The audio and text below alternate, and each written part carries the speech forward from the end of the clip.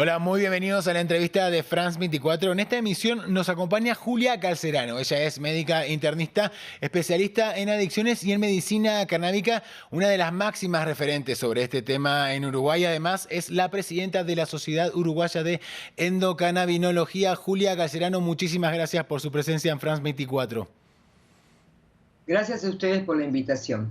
Julia, le propongo comenzar hablando por algunos mitos, ¿no?, en torno a la marihuana, porque como siempre, ¿no?, cuando hay prohibición y hay ocultamiento suelen aparecer mitos o relatos que no siempre están fundados, ¿verdad? ¿Cuáles cree usted que son los principales? Uno, si me permite, por ejemplo, que se escucha mucho, es el de que la marihuana es la puerta de entrada al consumo de otras sustancias, por ejemplo, ¿no? Sí, eso es lo que se dice. En realidad no es así. Nosotros trabajamos en adicciones y vemos que lo que importa son los factores de riesgo, los factores de protección para el consumo de sustancias, no es con lo que uno empiece. Y lo que se olvida la gente que dice eso es que, bueno, que hay que ir como a los orígenes, qué pasa en la familia, qué pasa en ese grupo donde se mueve la persona que consume. No es que los que consuman cannabis van a terminar consumiendo cocaína u otras sustancias, o pasta base o heroína.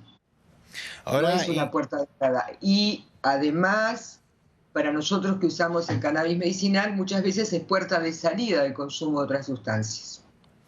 y hablando, bueno, hablábamos del cannabis medicinal, ¿se utiliza, como estaba diciendo, entonces en terapias para otro tipo de adicciones? Sí, claro. Y funciona. A ver, no todo el mundo acepta el cannabis, sobre todo los que consumen drogas más duras, pero sí lo usamos. Lo usamos para cocaína, lo usamos para alcohol y Ok, para adictos a pasta base también.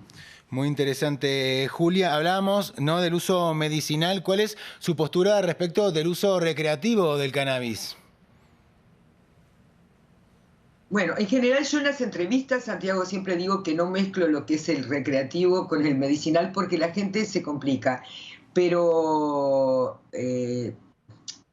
lo que sí pienso que los que son mayores de 18 años, que usen, que consuman sustancias que sean, que sepan lo que están consumiendo. Porque ¿cuál es el problema? El problema es los que tengan altas cantidades de THC. Por más que los que usen recreativo busquen, en un término que se usa, no sé cuál se usa en Colombia, colocarse, la historia es, bueno, que eso, cualquier producto que uno use, que esto, y el cannabis no es la excepción, sepan cuál es la cantidad de THC que usa y que no tenga, y que sea un cultivo que no tenga contaminantes ni tóxicos.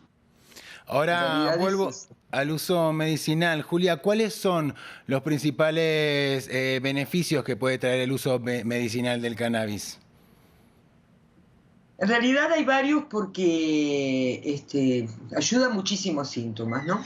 Y los que son más conocidos es el analgésico, el antiepiléptico, el hipnótico, ayuda al contacto social, disminuye la fobia social, lo que tiene que ver con la ansiedad.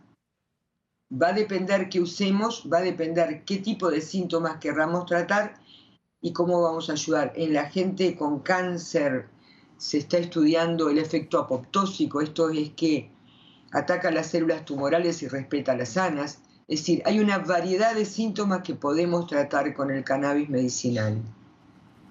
Ahora, por otro lado, Julia, la marihuana, ¿cree usted que continúa siendo una suerte de estigma para muchísimas personas? Y de ser así, ¿por qué? ¿A qué lo atribuye?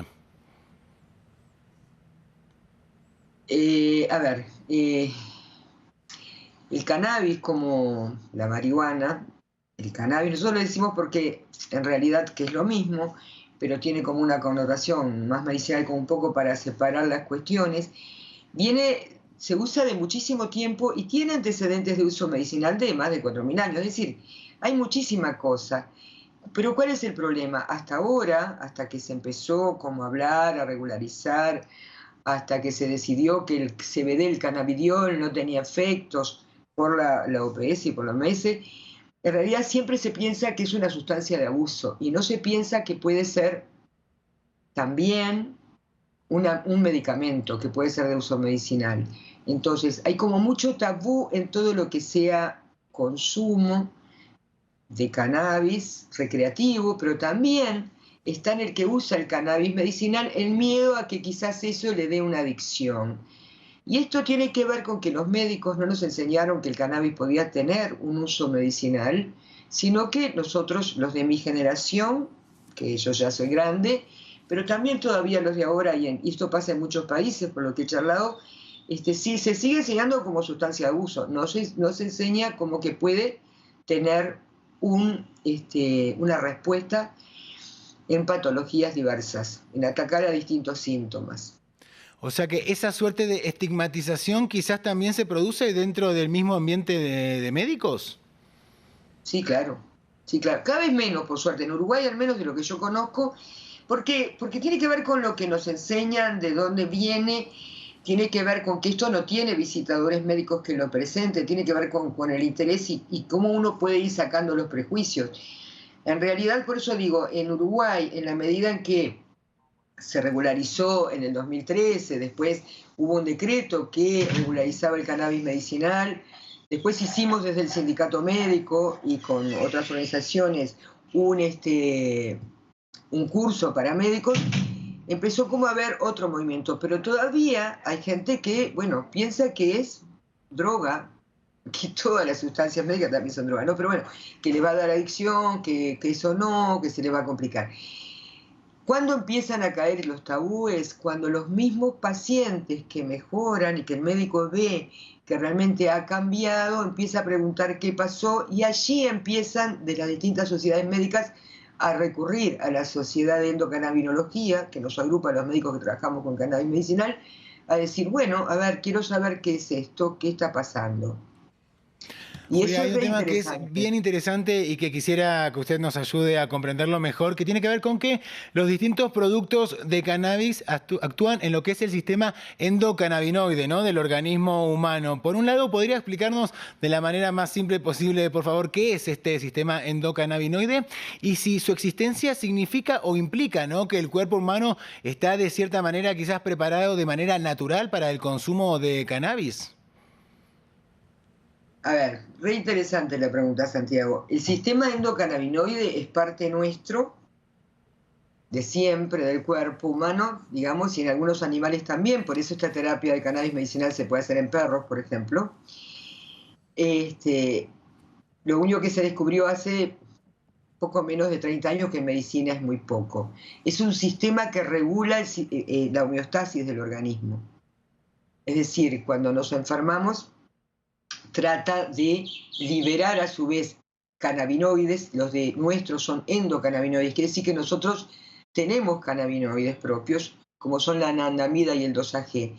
Cuando ese equilibrio se rompe, digamos, ahí es que podemos usar otros cannabinoides externos, como pueden ser los fitocannabinoides, que son los de las plantas, o los cannabinoides sintéticos, que nosotros acá en Uruguay no tenemos, pero en otros países hay, ¿sí? Estoy hablando de los sintéticos medicinales. Este sistema tiene receptores, tiene ligandos cuando nosotros, que están distribuidos en distintas partes del organismo. Y de acuerdo a qué cannabinoide nosotros le demos, cómo se va a unir, qué va a estimular o qué va a disminuir. ¿Esto qué quiere decir? Es como un regulador de todo lo que pasa. Y lo interesante de este sistema, a diferencia de los otros sistemas que son neurotransmisores, se sintetiza a demanda. En general, en los otros sistemas hay acopio, producen, hay acopio y cuando precisan están. En esta es lo que la diferencia también, después, además de otras cosas, se sintetiza a demanda, es decir, cuando el individuo precisa, lo sintetiza. Esto es como un poco básico, pero como para que la gente entienda que no es que actúa, porque si no se decía que era bueno porque es de la planta, porque es de la tierra, porque tiene buena energía. No, no, eso lo tiene, pero en realidad actúa en un sistema fisiológico que tiene función como neurotransmisor y que actúa en otros sistemas. Es decir, receptores hay en todos lados. No hay Absolutamente, en el... sí. Y es lo interesante, perdón, porque esto es importante también para la gente, no hay receptores para el sistema endocannabinoide en el tronco encefálico, y esto hace a diferencia, para la analgesia es importante, a diferencia de lo que es la morfina o sus derivados que tienen receptores en el tronco encefálico y se puede complicar con la muerte, esto hace que en cannabis, usar cannabis medicinal es seguro, no va a producir nunca la muerte. Absolutamente. Porque en ese Ahora, lugar sí no hay. Uruguay es un país que está a la vanguardia, ¿no? En todo este tema, Julia, la regulación legal del cannabis se aprobó, si mal no tengo entendido, en el año 2013. El Estado asumió el control, la regulación de la importación, la exportación, la plantación, la producción, el almacenamiento también, la comercialización, la distribución del cannabis y sus derivados. Ahora le quisiera preguntar, ¿no? En base a esto, ¿hay en el país algún registro o tienen cifras sobre lo que fue el consumo de cannabis durante esta pandemia? ¿Se incrementó? No, es una pregunta, el consumo de cannabis recreativo, preguntas tú. Sí, sí, y dado que En quizás como realidad, tiene... Sí. en estos días se estaban sacando algunas publicaciones que decía que sí. Nosotros no tenemos esa misma idea, incluso después de la regulación, que uno de los problemas era que esto iba a disparar el consumo de cannabis recreativo. Estamos hablando del cannabis recreativo. Se vio en distintas investigaciones que no fue así y que no trajo problemas ni la distribución en farmacias, ni lo que tiene que ver con los cultivos.